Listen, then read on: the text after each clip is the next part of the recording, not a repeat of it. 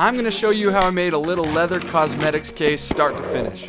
For leather, as usual, I'm using Wicked & Craig English Bridle. For this project, I'm using 3 to 4 ounces in thickness. I whipped up a simple pattern in Illustrator and traced it out onto the leather using a scratch-awl, and then cut it out. For the longer, straighter edges, I like using this Japanese-style skiving knife, but for the round edges, I like using this Weaver trimming knife.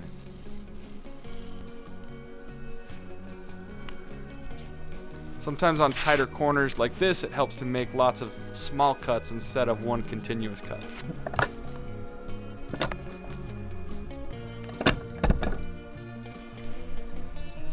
The main seams on this bag are going to be turned in, but for the couple edges that are exposed, I'm going to use some vernice edge paint applied with a roller. With really small edges like this, I don't bevel or burnish the leather. The paint just rolls on really nicely without it.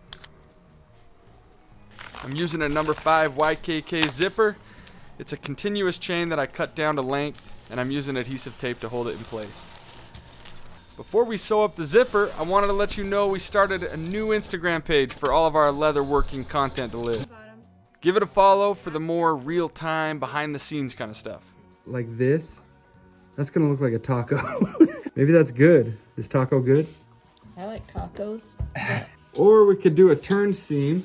We'd have to round the corner a little bit like this. Maybe have like the zipper end right here. But this stitch will all be turned inside. Taco or toaster? All right, back to the zipper. I'm on my favorite machine, the Cellrite Fabricator with the leathercraft package, and I'm using size 92 bonded nylon thread.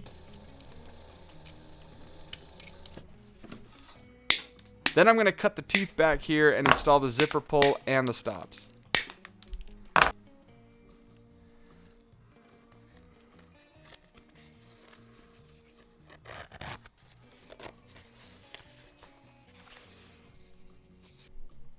For the majority of sewing I do, I prefer to be on a flatbed like this, but every now and then, especially on leather bags, it's nice to have a cylinder arm. In this case, I'm sewing the gusset onto the side panels, and I'm pretty sure I could have pulled this off on a flatbed, but it makes weird angles like this a whole lot easier on the cylinder arm machine.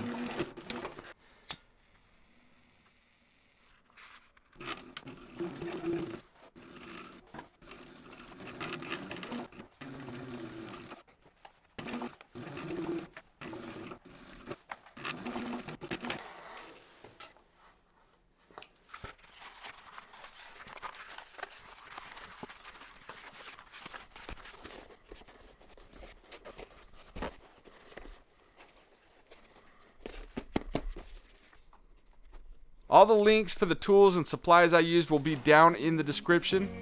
Let me know in the comments what bag we need to make next. Thank you for watching.